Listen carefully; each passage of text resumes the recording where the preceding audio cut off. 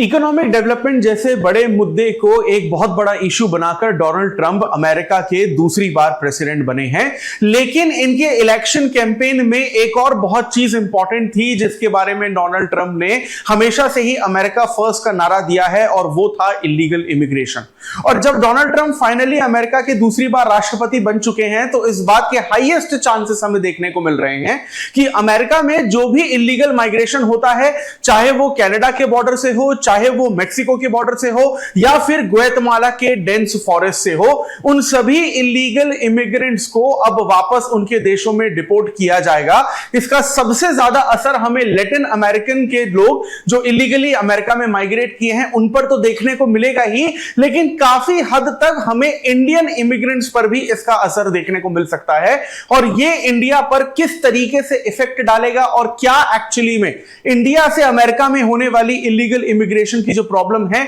सच में इतनी बड़ी है जितना आजकल हमें खबरों में देखने को मिल रहा है, इन सभी चीजों को आज के इस वीडियो में डिटेल में और आसान भाषा में समझने की कोशिश करेंगे। Welcome to Chahal academy, this is Anubhav दीपानी।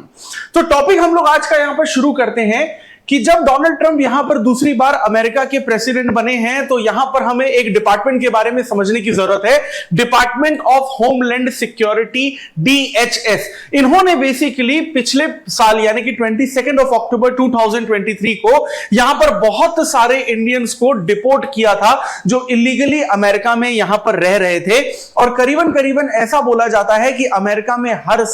America से हर साल लगभग 1100 इंडियंस को वापस इंडिया डिपोर्ट किया जाता है जो इलीगली अमेरिका में गए थे या फिर बिना वीजा के अमेरिका में एंट्री की थी। अब अगर हम लोग यहां पर डिपोर्टेशन की बात करते हैं तो जब इन इंडियंस को वापस उनके होमलैंड भेजा जाता है या फिर किसी भी देश के नेशनल्स को भेजा जाता है तो इसे हम लोग रिपैट्रिएशन फ्लाइट के नाम से जानते हैं या फिर रिपैट्रिएशन डिपोर्टिंग के नाम से जानते हैं। अगर जो बाइडेन का पिछला टर्म आपको याद हो तो जो बाइडेन के एडमिनिस्ट्रेशन ने ये पर्टिकुलर फ्लाइट का जो लोगो है वो जारी किया था, ये कमिटमेंट दिखाते हुए कि अब जो इलीगल इमिग्रेंट्स हैं उनको अमेरिका से बाहर निकाला जाएगा, यानी फॉरेन कंट्री से उन्हें यहां पर वापस उनके होमलैंड भेजा जाएगा। तो ये जो इरेगुलर इमिग्रेशन मेथड्स हैं ये बेसिकली अलग अलग तरीके की हैं। मान लीजिए कि आप इंडिया में रहते हैं और अमेरिका में आप जाना चाहते हैं क्योंकि आपको ये लग रहा है कि अमेरिका में जाकर आपके जो सपने हैं वो पूरे हो जाएंगे, तो आपके पास अलग अलग तरीके हो सकते हैं बिना वीजा के अमेरिका जाने के। सबसे पहला तो ये है कि आप किसी भी तरीके से कनाडा पहुंच जाइए,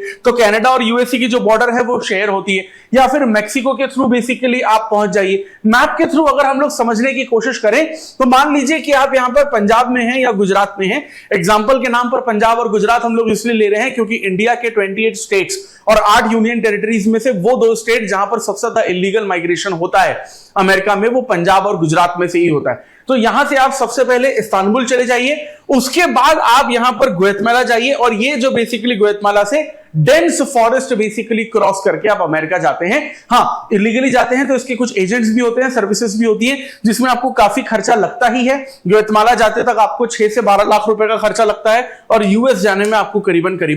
25 से 30 लाख रुपए का खर्चा आराम से लगता है। अब ये जो बेसिकली गुजरात और पंजाब है ये मेन स्टेट्स हैं जहां से इलीगल इमिग्रेशन जो है वो सबसे ज्यादा होता है। और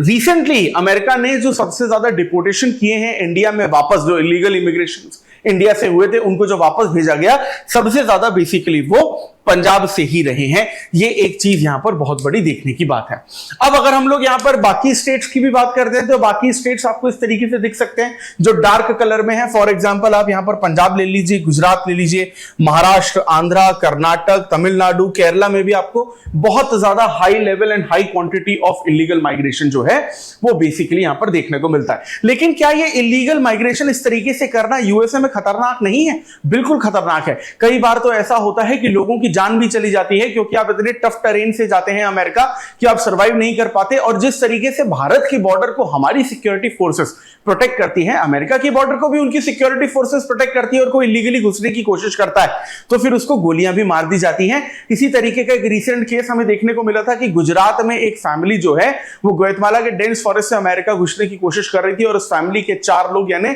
दंपत्ति और उनके दोनों बच्चों की यहां पर जान चली गई। तो ये खतरा तो बेसिकली आपको हमेशा देखने को मिलता ही मिलता है। अब ट्रंप का जो एडमिनिस्ट्रेशन है वो इमिग्रेशन पॉलिसी में एक नारा देता है और वो ये देता है by American and higher American, यानी कि अमेरिका में बनी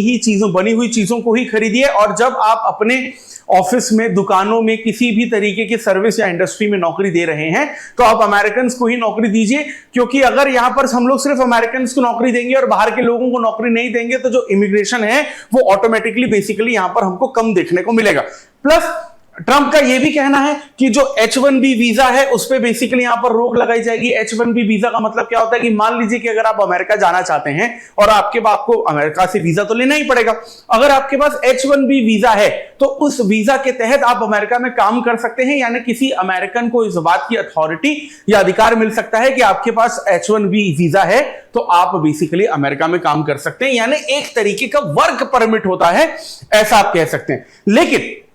अब ये H1B वीजा जो है वो कंटिन्यूसली डिक्लाइन होता जा रहा है। अमेरिका अब ज्यादातर लोगों को ये वीजा नहीं दे रहा है क्योंकि वो इलीगल माइग्रेशन और जो बेसिकली दूसरे कंट्रीज की पॉपुलेशन अमेरिका में बढ़ती जा रही है उसको कम करना चाहता है। उदाहरण के तौर पर 2017 में 13% H1B वीजा जो है वो रिजेक्ट किए गए थे और 2019 में बढ़कर ये करीबन 21% हो चुका है। इसके अलावा जो बॉर्डर सिक्योरिटी है, ट्रंप जो है उस बॉर्डर सिक्योरिटी को भी यहां पर पूरी तरीके से सही करना चाहते हैं। बिल्ड द वॉल का नारा यहां पर चल रहा है, यानी कि बेसिकली वो अमेरिका की जो बॉर्डर है जो दूसरी कंट्रीज के साथ वो शेयर करते हैं मेक्सिको के साथ, वहां पर एक बहुत बड़ी वॉल बनाना चाहते हैं। बॉर्डर फेंसिंग जैसी प्रॉब्लम अब पूरी तरीके से हटाकर पूरी एक दीवार बनाई जाएगी, लिटरली एक दीवार बनाई जाएगी, ताकि जो इलीगल माइग्रेशन है वो पूरी तरीके से यहां पर रुक जाए और नेशनल गार्ड जो है वो अच्छे तरीके से डिपोर्ट कर पाए जो भी इमिग्रेंट्स उनको देखने को मिलते हैं। क्योंकि इसी नेशनल गार्ड की रिपोर्ट के अनुसार अमेरिका में आज की तारीख में करीबन 11 मिलियन इलीगल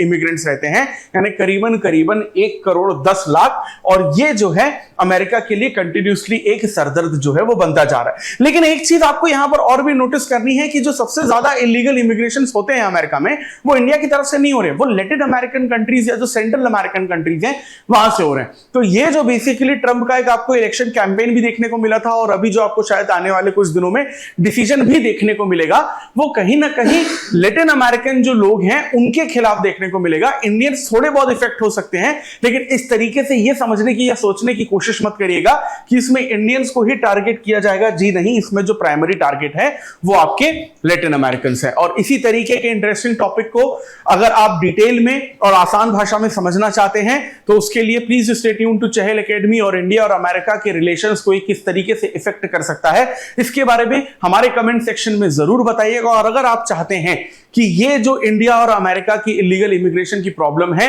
ये आपके आसपास के लोगों तक पहुंचे तो उसके लिए इस वीडियो को ज्यादा से ज्यादा लाइक और शेयर करिए and subscribe to Chahal academy. This is Anubhav Dipani signing off. I will see you in the next video. Thank you very much.